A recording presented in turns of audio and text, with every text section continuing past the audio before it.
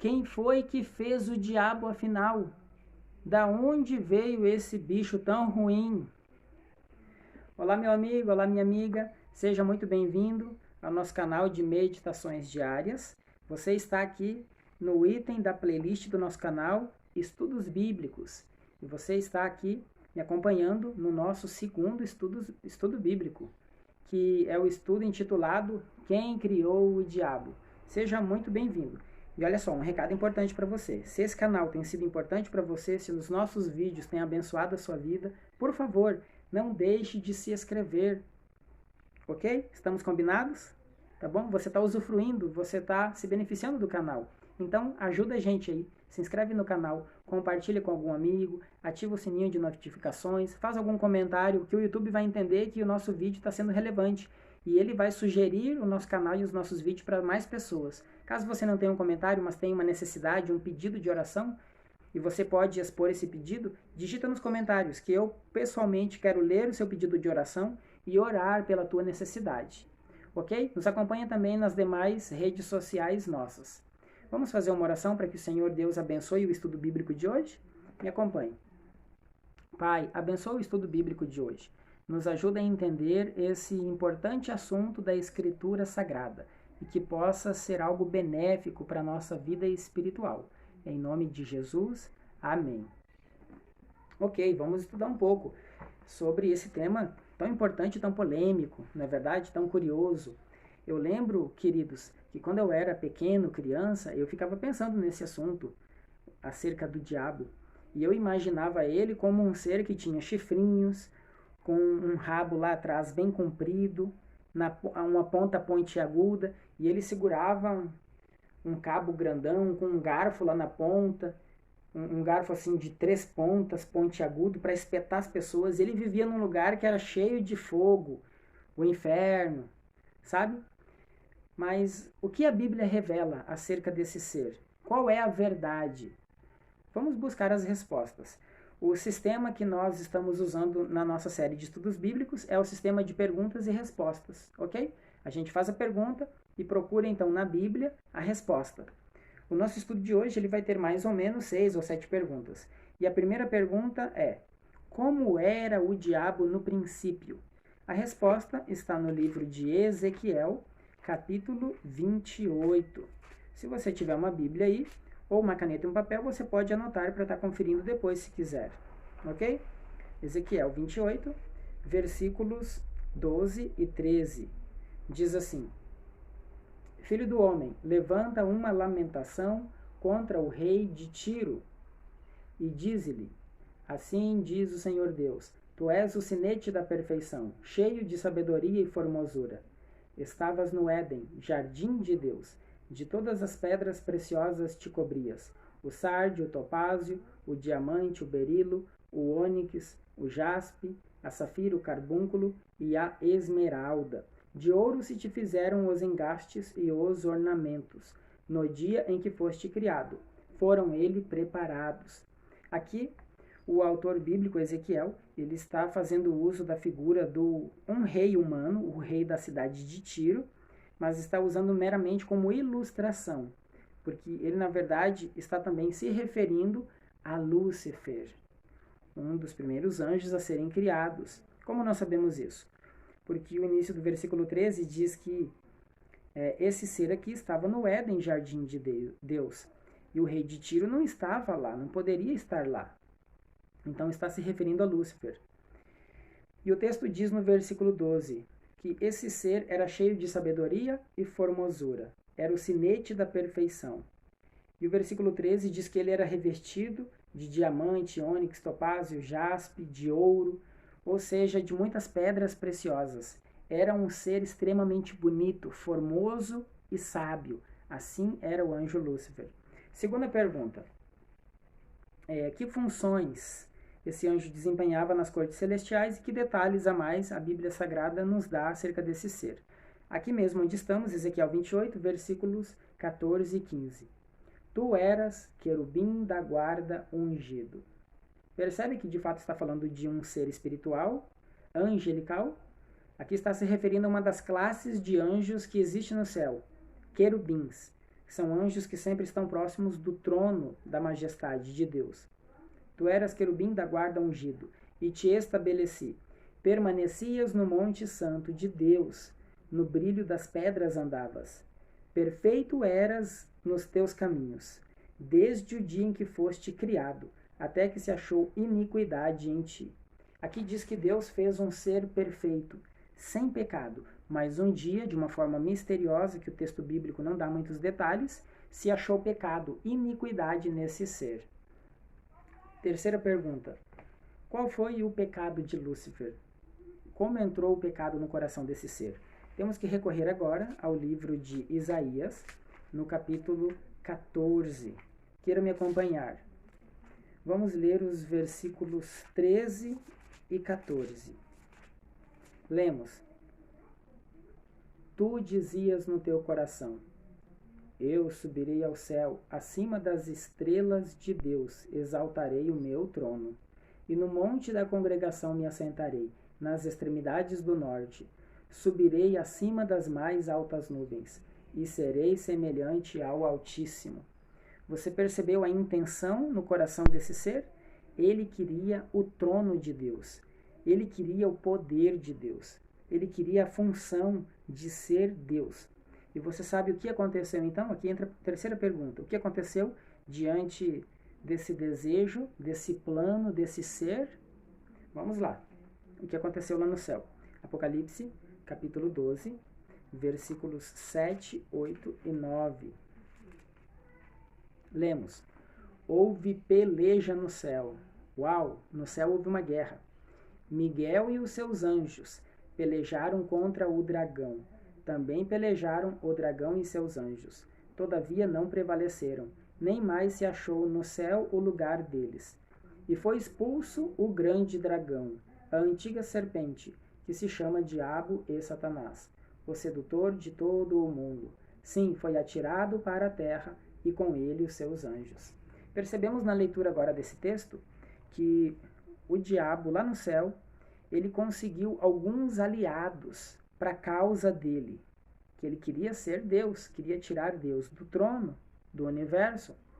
Mas então, Miguel, um líder lá no céu, juntamente com os anjos do bem que não se aliaram a Lúcifer, enfrentaram, lutaram.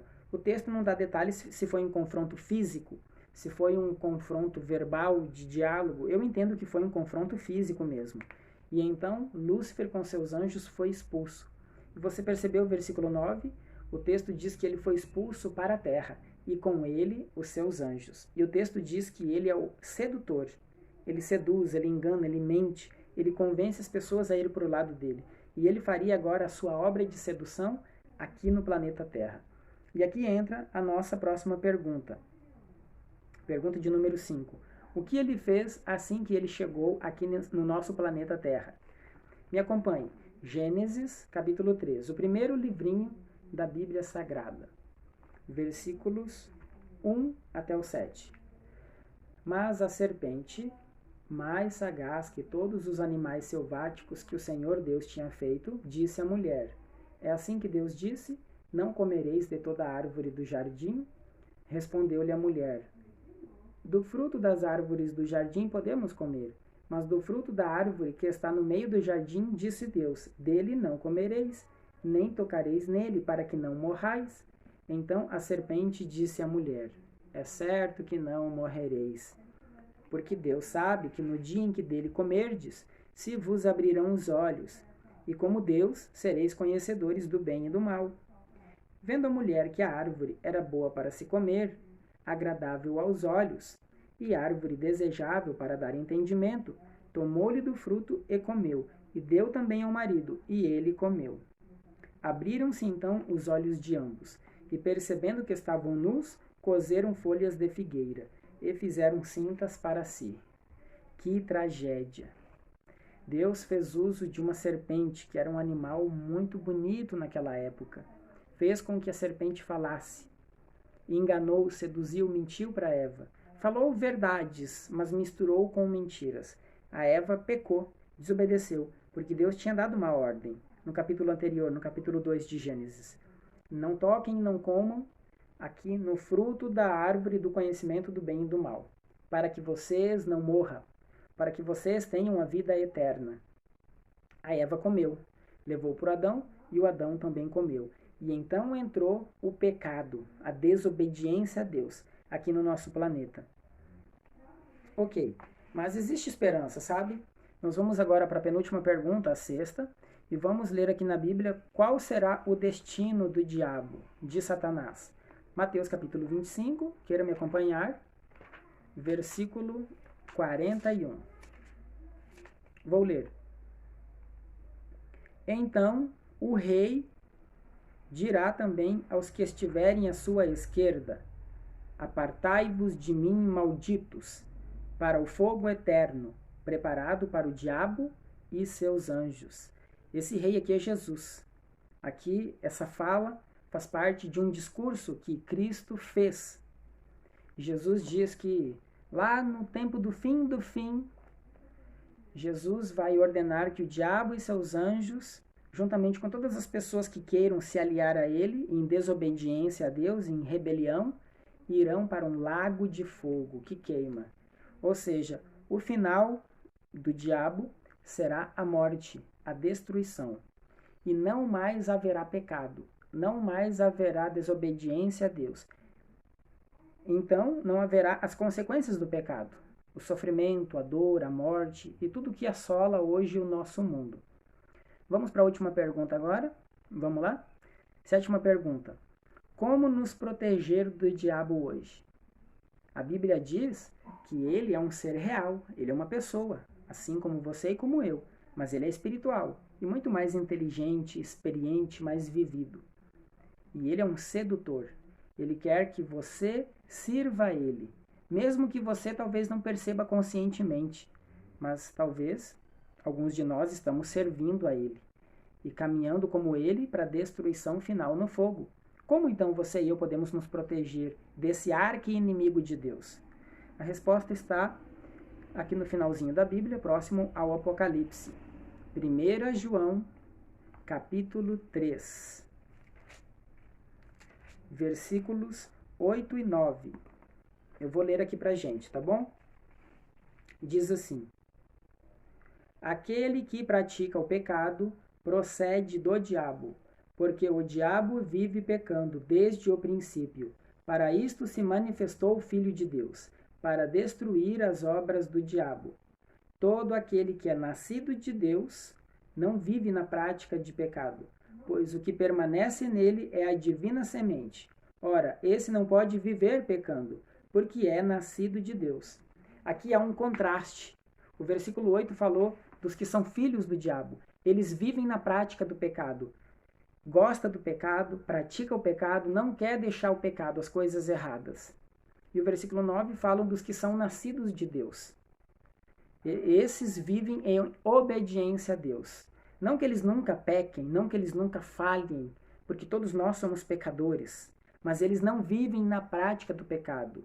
Entende? Na podridão, na lama do pecado, conscientemente, de propósito. Eles procuram sempre se afastar do pecado. E se eles caem, eles levantam e tentam andar no caminho de Deus, no caminho da obediência.